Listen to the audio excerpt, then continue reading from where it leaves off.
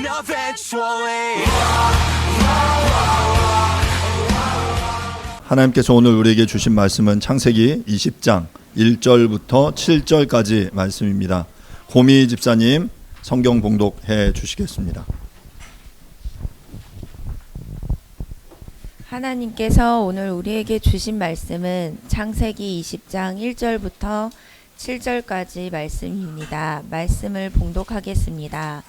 아브라함이 거기서 네게브 땅으로 옮겨가 가데스와 술 사이 그랄에 거류하며 그의 아내 사라를 자기 누이라 하였으므로 그랄 왕 아비멜렉이 사람을 보내어 사라를 데려갔더니 그 밤에 하나님이 아비멜렉에게 현몽하시고 그에게 이르시되 내가 데려간 이 여인으로 말미암아 내가 죽으리니 그는 남편이 있는 여자임이라.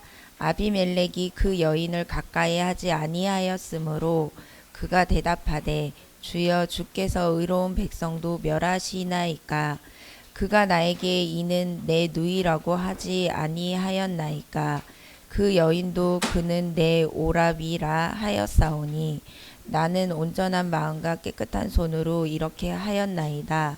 하나님이 꿈에 또 그에게 이르시되 내가 온전한 마음으로 이렇게 한 줄을 나도 알았으므로 너를 막아 내게 범죄하지 아니하게 하였나니 여인에게 가까이 하지 못하게 함이 이 때문이니라. 이제 그 사람의 아내를 돌려보내라. 그는 선지자라. 그가 너를 위하여 기도하리니 내가 살려니와 내가 돌려보내지 아니하면 너와 내게 속한 자가 다 반드시 죽을 줄 알지니라. 아멘. 아멘. 자리에 앉으시기 바랍니다. 지난주 우리는 롯과 두 딸들이라는 제목으로 함께 말씀을 보았습니다.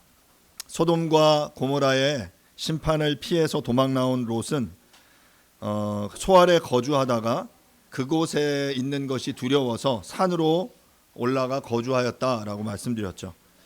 그곳에서 두 딸은 아버지에게 술을 마시게 한 후에 동침하여 두 아들을 낳았고 그 두 아들이 바로 모압과 암몬의 조상이 되었다라고 말씀을 드렸습니다. 롯의 두 딸이 낳은 자손 모압과 암몬은 인간의 어두운 선택에서 비롯되었지만 하나님께서는 그 속에서도 구속사의 한 조각을 이루어내셨고 결국 그의 후손인 모압 여인 룻을 통해 하나님의 구원의 놀라운 역사를 이루어 가셨습니다. 인간의 실수가 하나님의 실수로 귀결되지 않는다라는 사실을 우리가 함께 이야기 나눴습니다. 우리가 아무리 실패하고 타락하더라도 하나님의 은혜와 구속의 계획은 변하지 않고 회복의 문은 항상 열려 있다라는 사실을 여러분 모두 기억할 수 있기를 바랍니다. 오늘 이어지는 본문은 창세기 20장인데요. 오늘 20장 읽은 것은 7절까지 읽었는데 1절부터 28절 전체 내용을 통해서 아브라함과 아비멜렉이라는 제목으로 여러분들과 함께 말씀을 나누도록 하겠습니다. 먼저 1, 2절 말씀을 제가 다시 한번 읽겠습니다. 아브라함이 거기서 네게부 땅으로 옮겨가 가데스와 술 사이 그랄에 거주하며 그의 아내 사라를 자기 누이라 하였으므로 그랄 왕 아비멜렉이 사람을 보내어 사라를 데려갔더니 본문 1절에 보면 이제 아브라함이 거주지를 옮겼다라고 이야기하죠. 지도를 보면요, 제가 지도를 너무 작아서 잘 안 보이시죠?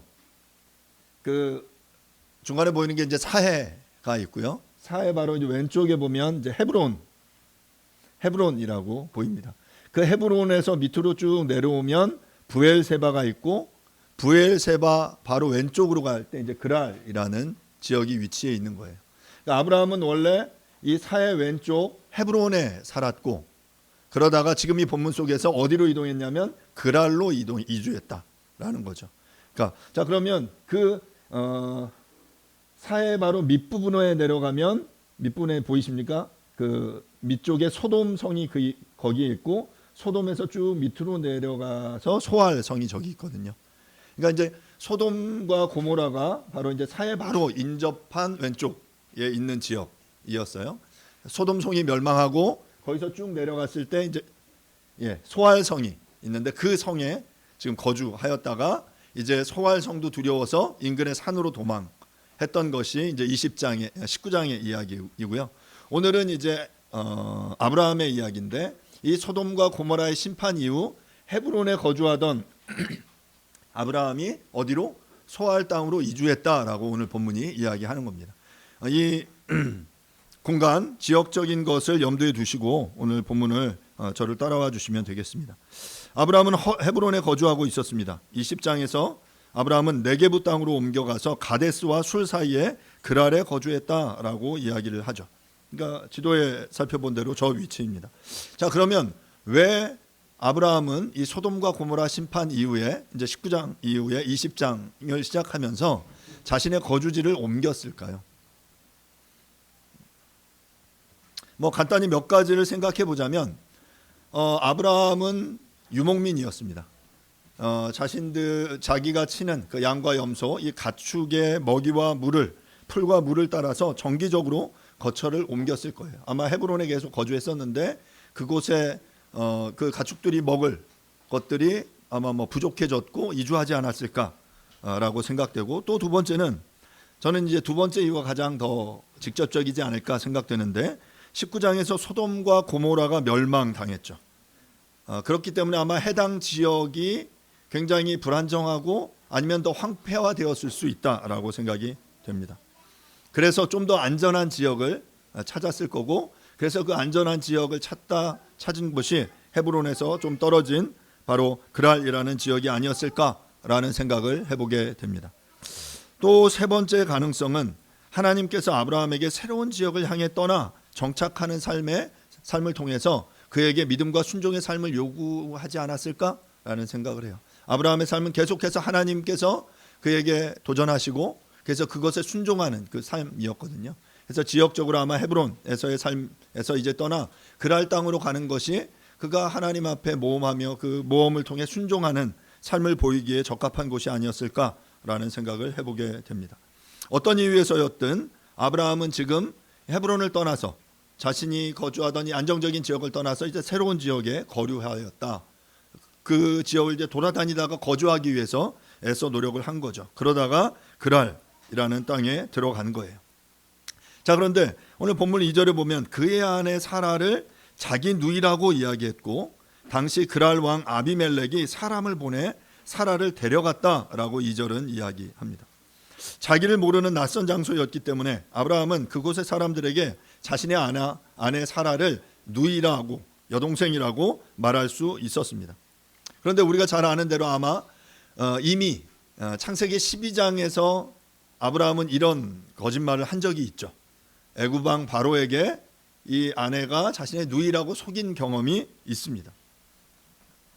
그런데 오늘 본문 속에서 또다시 아브라함은 자신의 아내 사라를 누이라고 속이고 있는 거죠. 이 정도면 이제 습관적이죠. 상습범입니다. 아마도 이제 새로운 지역에 가서 제 생각에 약간 아브라함이 의처증이 있지 않았을까? 자신의 아내가 너무 예쁜 거예요. 너무 예뻐서 새로운 곳에 가면 그곳에 있는 사람들이 그 아내를 취하려고 하다가 결국 이제 그러려면, 남편이 있는 아내를 취하려면 그 남편을 죽여야 되니까 자신에게 위해가 될까봐 두려워서 속이는 이런 약간 비겁한, 그리고 의처증을 가진 그런 남자가 아니었을까라는 상상을 해봅니다. 아비멜렉이라는 이 호칭의 의미는 내 아버지는 왕이다라는 의미예요. 당시에 왕을 칭하는 호칭입니다. 애굽의 왕을 바로라고 불렀던 것처럼 이 당시에 이 지역의 왕을 아비멜렉이라고 불렀어요. 이 아비멜렉이라는 호칭은 이후에 창세기 26장에 또 사용되거든요. 근데 그 아이러니하게 그 창세기 26장에 사용될 때 어떤 상황에서 사용되냐면, 이삭이 자신의 아내 리브가를 또 누이라고 속입니다. 그때 왕이 또 아비멜렉이에요. 그러니까 부자가, 아브라함이 자기의 아내를 누이라고 속였고 이삭도 자기의 아내 리브가를 아내라고 속이는, 아버지들 잘하셔야 됩니다. 그래서 자녀 교육을 뭐 애써서 그렇게 시킨 건 아닐 수 있는데 아마 그것을 보고 자란 이삭이 아마 이때는 태어나지도 않았는데, 그렇죠? 지금 아비멜렉이 그렇게 또 한 번 등장을 하거든요.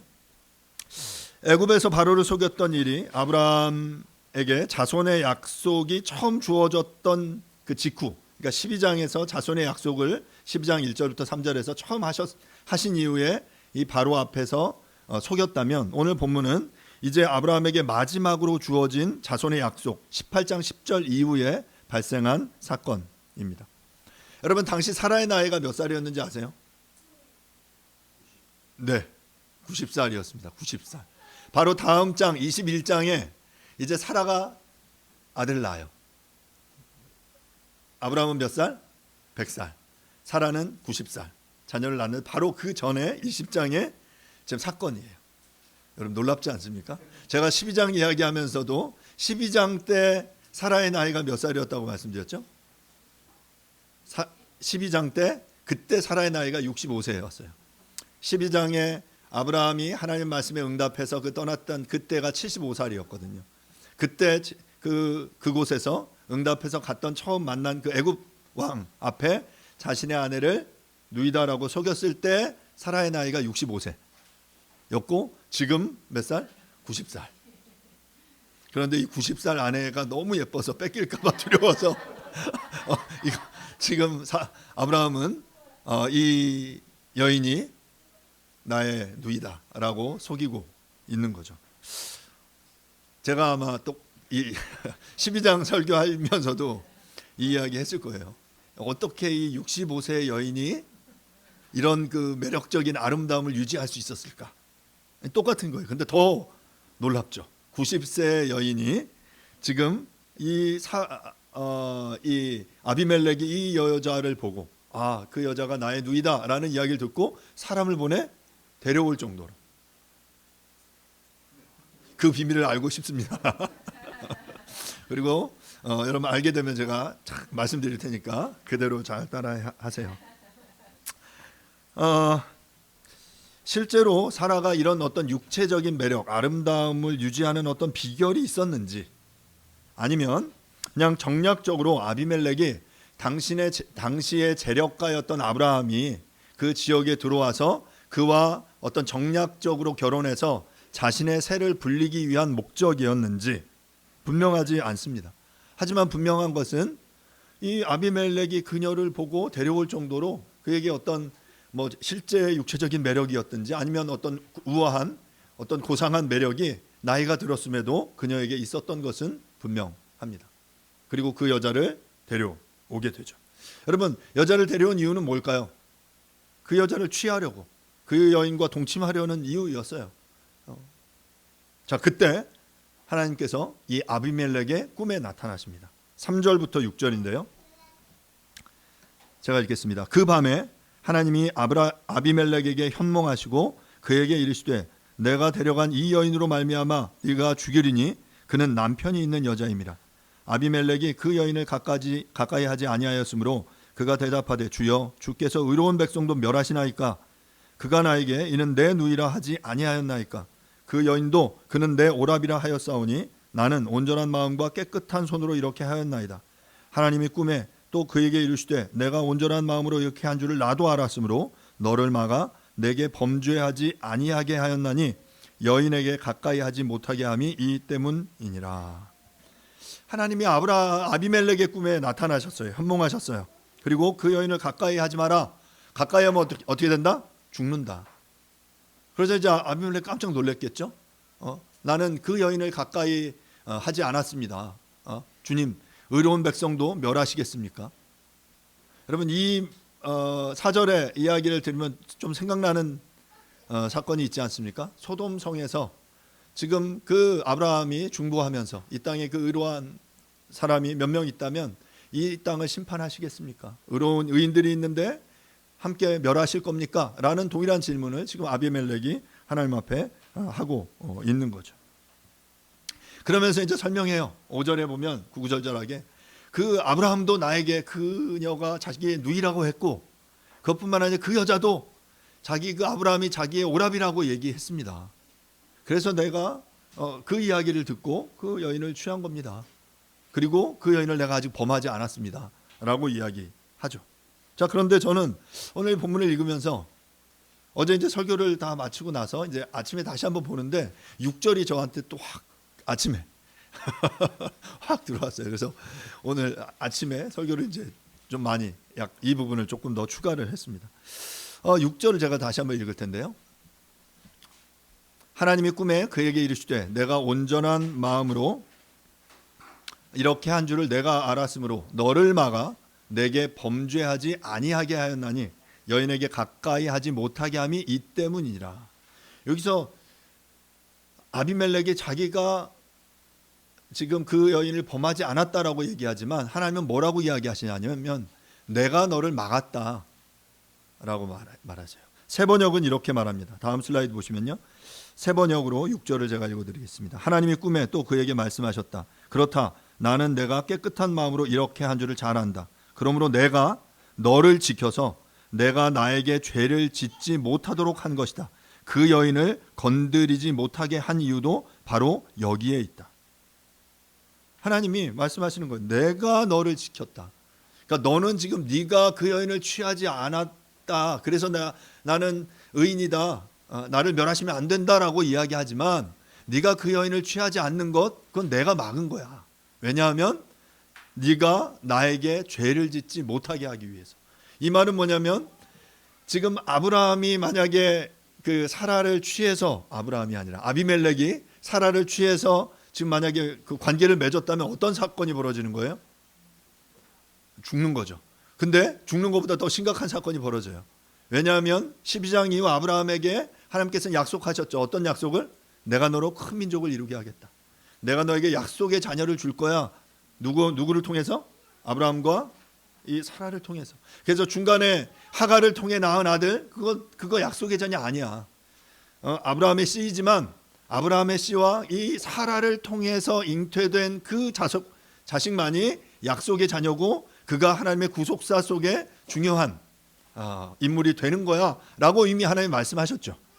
자, 그런데 만약에 중간에 이 아비멜렉이 껴들어서 아비멜렉과 사라가 관계를 맺었어요. 그러면 이 족보가 꼬이게 되는 상황이 발생하는 겁니다. 만약에 이렇게 해서 21장에 아이가 태어났어요. 누구 아이냐? DNA 검사를 할 수도 없고 이 아이가 정말 아브라함의 아이인지 아비멜렉의 아이인지 문제가 생기는 상황이 발생합니다. 그래서 하나님께서 지금 급하게 아비멜렉에게 현몽하신 거예요. 그래서 내가 너로 하여금 죄짓지 못하게 너가 나의 하나님의 구속사의 큰 계획의 흐름 속에 너가 그 침범해서 나의 계획을 훼손하지 못하도록 그래서 너가 죄를 짓지 못하도록 내가 너를 지킨 거야 라고 지금 하나님께서 아비멜렉에게 이야기하시는 거죠.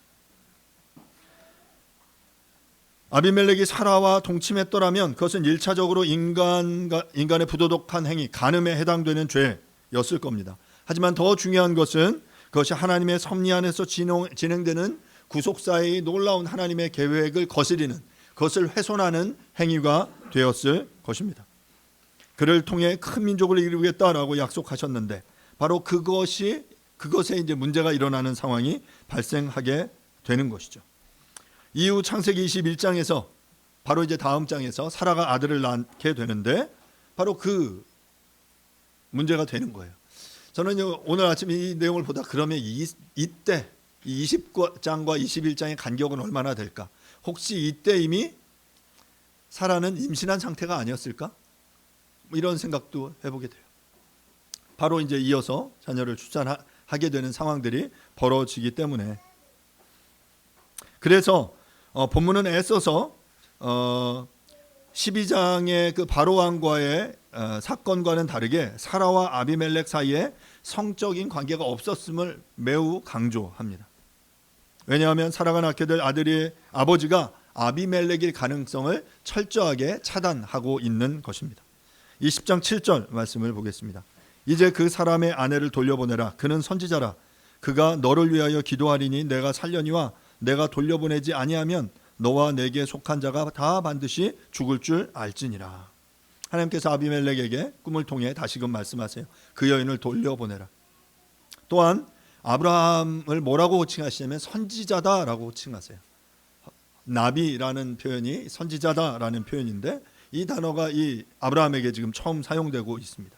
선지자는 하나님의 말씀을 대언하는 사람으로 그가 기도하면 내가 살게 될 것이지만 그 사람의 아내를 돌려보내지 않으면 죽을 거다라고 말씀하시는 거예요.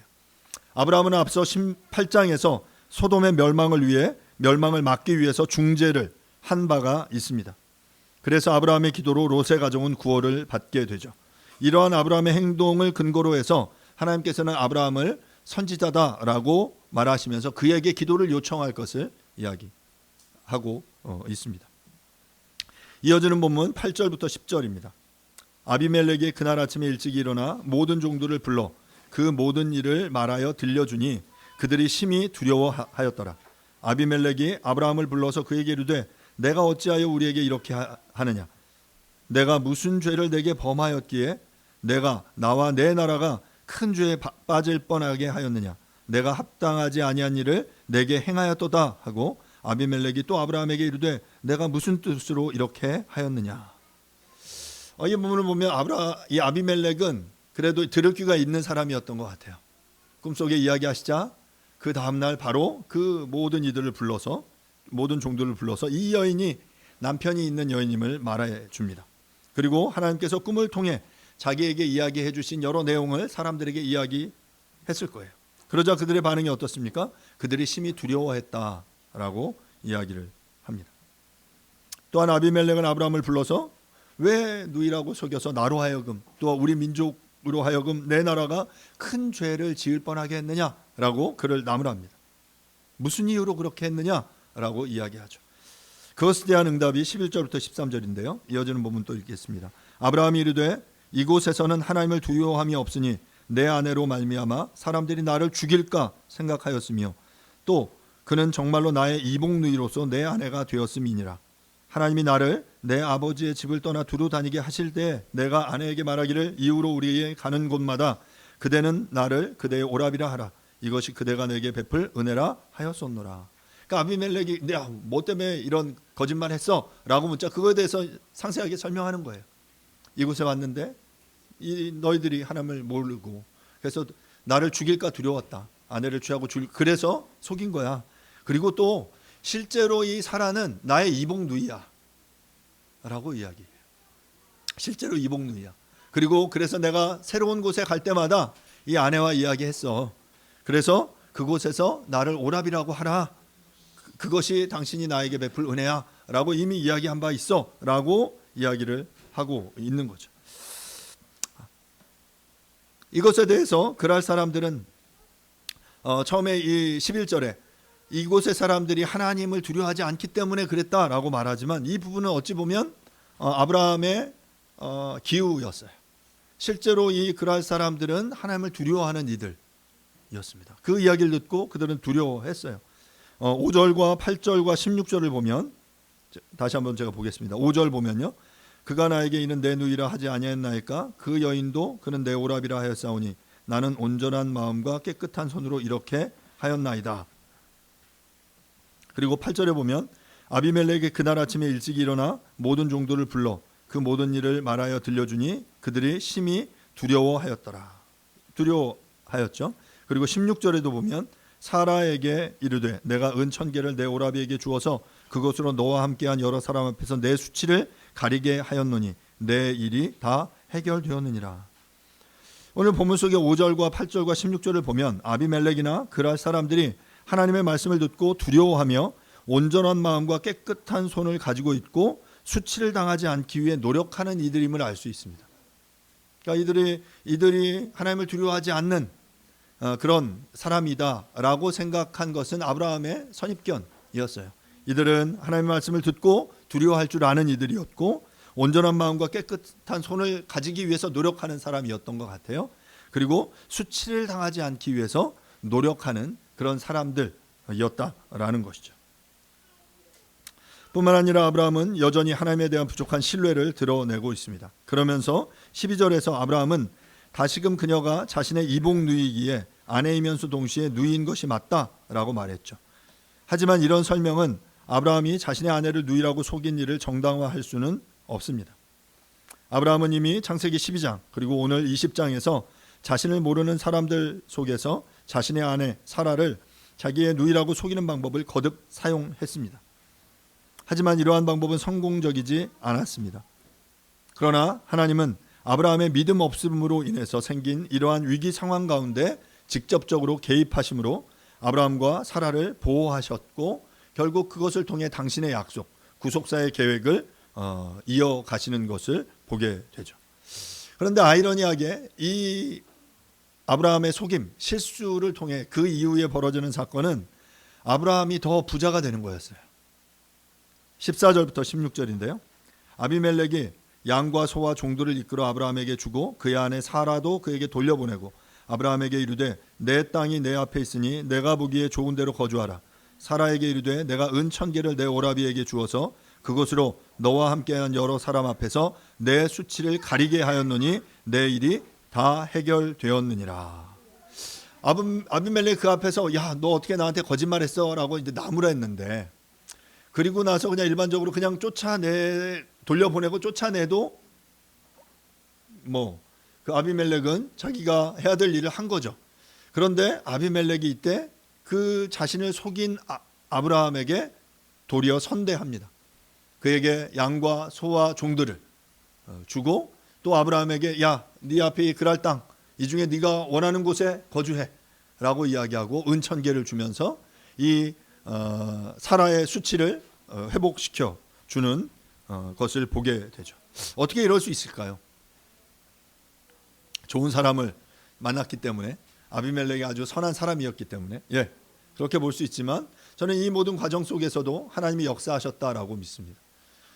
이 아브라함의 속임과 아브라함의 이 실수 속에서도 하나님께서는 그들을 보호하시고 지키실 뿐만 아니라 이 말도 안 되는 상황 속에 도리어 아브라함의 삶을 더욱더 풍성하게 채우실 수 있는 분이 바로 우리 하나님이었다라는 것이죠.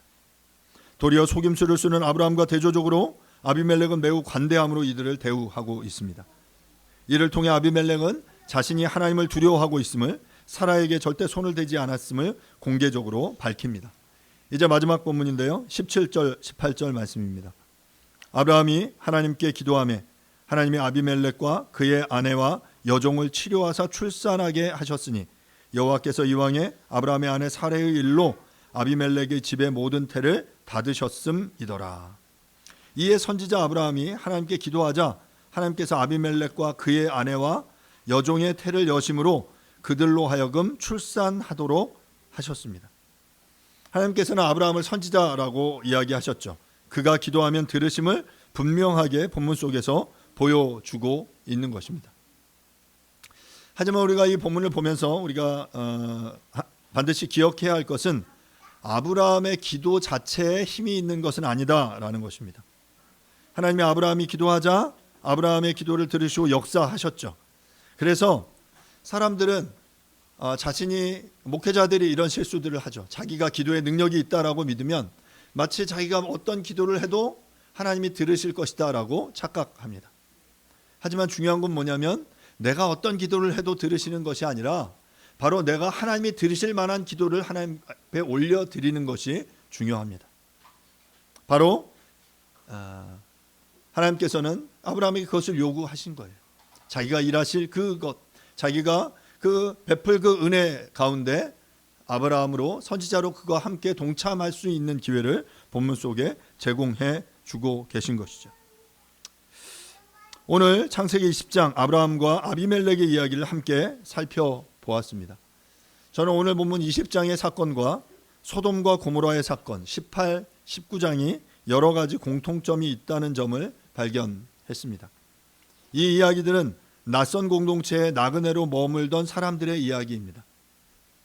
바로 이 롯과 아브라함이, 롯이 그 소돔과 고모라에 머물렀고 아브라함이 지금 그랄 땅이라는 낯선 공간 가운데 있었어요. 나그네로. 그리고 이 두 사건에서 모두 여자들이 위협을 받습니다. 롯은 딸들을 불량배에게 넘겨주려고 했고 아브라함은 아내를 아비멜렉에게 넘겨주었습니다. 그런데 그렇게 여자들이 위협받는 이유는 아이러니하게 남자들을 보호하기 위해서였어요. 롯은 딸들을 불량배들에게 넘겨주어 자기의 집을 찾은 남자 손님들, 천사들이었죠. 그들을 보호하려 했고 아브라함은 아내를 여동생이라고 속임으로 자기를 보호하려고 했습니다. 결국 이 이야기들 속에서 하나님의 심판이 중요한 주제로 부상합니다. 소돔과 고모라는 하나님의 심판을 받아 마땅했습니다. 그리고 그들은 그렇게 멸망하죠. 아비멜렉의 집안은 아브라함 때문에 하나님의 심판을 받아 아이를 생산하지 못하는 고통을 겪었습니다. 너무 억울했던 아비멜렉은 이 일로 인해 그를 멸하시려는 하나님께 항변했고, 결국 이 과정 속에 하나님께서는 돌이키셔서 그들에게 내린 그 심판을 거두시죠. 이 두 사건은 공통적인 이슈를 제시하는데요. 하나님께서 무고한 사람들을 죄인들 면하시듯 멸하실 것인가 라는 질문이에요. 그리고 이 두 사건에서 모두 아브라함이 중보자로 등장을 하죠. 자, 그런데 이 두 사건, 동일한 이 구조 속에 흘러가는 이 사건은 그 마지막 속에서 독특한 차이를 보이죠. 결정적인 차이는 소돔과 고모라는 심판을 당했고 아비멜렉은 심판을 면했다라는 것입니다. 우리가 이 두 사건, 소돔과 고모라의 심판과 아브라함과 아비멜렉의 이 사건 속에서 배울 수 있는 교훈은 무엇입니까? 첫 번째로 하나님께서는 무고한 자를 심판하시지 않는다, 멸하시지 않는다라는 것입니다. 아브라함은 소돔과 고모라를 위해서 이런 질문을 계속합니다. 주께서 의인을 악인과 함께 멸하시겠나이까? 이 질문을 통해서 50명이면 45명, 40명, 30명, 20명, 마지막 10명까지 내려가서 이 10명의 의인이 있다면 이 땅을 심판하시겠습니까? 하나님이 뭐라고 말씀하세요? 10명에 심판하지 않겠다라고 말씀하세요. 하지만 이 소돔과 고모라가 멸망한 이유는 그 땅에 10명의 의인이 없었기 때문이죠. 그리고 그 땅은 심판을 당합니다. 아비멜렉의 항변에도 같은 질문이 내포되어 있었어요. 이 의인을 악인과 함께 멸하시겠습니까? 결국 하나님은 아비멜렉의 무죄함을 인정하시고 회복의 기회를 주십니다. 하나님은 정의로우시며 무고한 자를 심판하시지 않습니다. 두 번째로 하나님께서는 중보자를 통해서 역사하십니다. 아브라함은 소돔을 위해 간청했고 아비멜렉의 회복을 위해 기도했습니다. 중보자는 하나님의 자비와 뜻을 세상에 전달하는 역할을 하며 예수 그리스도의 중보 사역을 예표합니다. 바로 아브라함이 그 역할, 선지자로 중보자로서의 역할을 감당했어요. 이제 그 역할이 우리들에게 전달되었습니다. 우리들이 그 중보해야 될 자리가 있다면, 우리가 중보해야 될 어떤 사람들 관계가 있다면 하나님과 그 우리 사이에 이 깨어진 이 문제들을 회복하기 위해서, 그들의 회복을 돕기 위해서, 그들로 하여금 회개의 자리로 나아갈 수 있는 기회를 얻게 하기 위해서 우리는 마땅히 중보해야 합니다. 그리고 세 번째로 심판과 은혜는 회개의 여부에 따라서 갈리게 됩니다. 소돔은 회개하지 않았기에 멸망했고 그랄 왕 아비멜렉은 하나님께 항변하고 즉시 자신의 잘못을 뉘우침으로 회복을 경험했습니다. 하나님은 경고하시되 그 경고를 듣고 돌이키는 자에게 자비를 베푸시는 분이십니다. 사랑하는 여러분, 하나님께서 우리의 인생 가운데 찾아오셔서 경고하신다면, 누군가를 통해 내 주변의 중보자를 통해 경고하신다면 그 경고를 들으실 수 있기를 바랍니다. 듣고 돌이키면 하나님은 분명히 우리에게 은혜를 내리세요. 회복의 기회를 우리에게 주실 것입니다. 하나님께서는 의인과 악인을 함께 멸하지 않으시며 중보자의 기도를 통해 회개한 자들에게 은혜를 베푸시는 분이십니다. 은혜와 심판은 하나님의 주권적인 판단에 따라 주어지며 우리는 신뢰와 순종으로 응답해야 합니다. 말씀을 마무리하겠습니다. 오늘 본문 속에서 아브라함은 헤브론에서 그랄 땅으로 이주했습니다. 그곳에서 자신의 아내 사라를 누이라고 속였고 이에 그랄 왕 아비멜렉이 그 사라를 취했습니다. 이 위기의 순간 속에서 하나님께서는 아브라함과 사라를 통해 약속의 자녀를 주실 것이라는 하나님의 약속이 위협을 당하는 그 순간 하나님께서는 아브라함의 꿈속에 나타나셔서 아비멜렉으로 하여금 죄를 짓지 못하도록 그를 막으십니다. 그에게 사라가 남편이 있는 여인임을 알려주고 그녀를 남편인 아브라함에게 돌려줄 것을 요청하죠. 그리고 선지자인 아브라함에게 기도를 부탁하라고 이야기하셨습니다. 결국 아비멜렉은 양과 소와 종들, 은 1000개와 땅을 선물로 주면서 도리어 아브라함을 선대합니다. 그리고 하나님께서는 아브라함의 기도를 들으시고 아비멜렉 집안의 태를 여심으로 복을 주십니다. 말씀드린 대로 우리 하나님께서는 우리의 실수와 우리의 속임을 통해서도 일하시는 분이십니다. 또한 우리의 위기의 상황을 역전시키심으로 복을 주실 수 있는 분이 바로 우리의 하나님이십니다. 중요한 것은 우리가 하나님의 구원의 계획 속에 있다 있느냐라는 것입니다. 하나님의 구원의 계획과 관계없이 우리가 살아가는 우리의 삶의 행동은 우리를 심판으로, 우리를 그 악의 자리 가운데로 이끌 수밖에 없습니다. 하지만 우리가 어찌하든지 우리의 실수와 연약함에도 불구하고 하나님의 구원의 계획 속에 있다면 하나님께서는 우리의 삶을 통해 역사하셔서 하나님의 그 계획을 능히 이루어 주실 것입니다. 그 속에서 우리의 약함과 우리의 부족함을 극복해서 하나님의 선함으로 우리를 선대하실 수 있는 분이 바로 하나님이심을 우리 모두 기억할 수 있기를 간절히 바랍니다.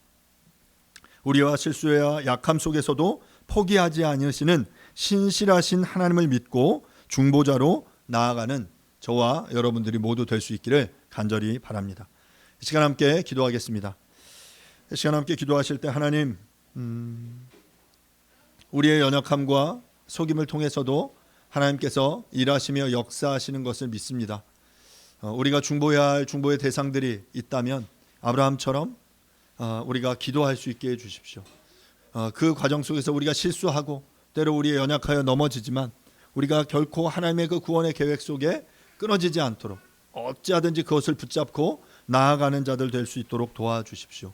그럴 때 하나님께서 우리의 실수를 역전시키시고 우리의 약함 속에 당신의 강함을 드러내 주실 줄을 믿습니다.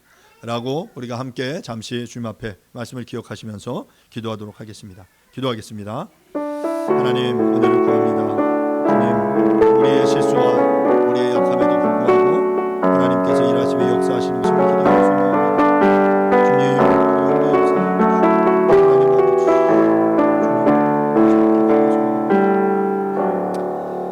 하나님의 꿈에 또 그에게 이르시되 내가 온전한 마음으로 이렇게 한 줄을 나도 알았으므로 너를 막아 내게 범죄하지 아니하게 하였나니 여인에게 가까이 하지 못하게 함이 이 때문이니라.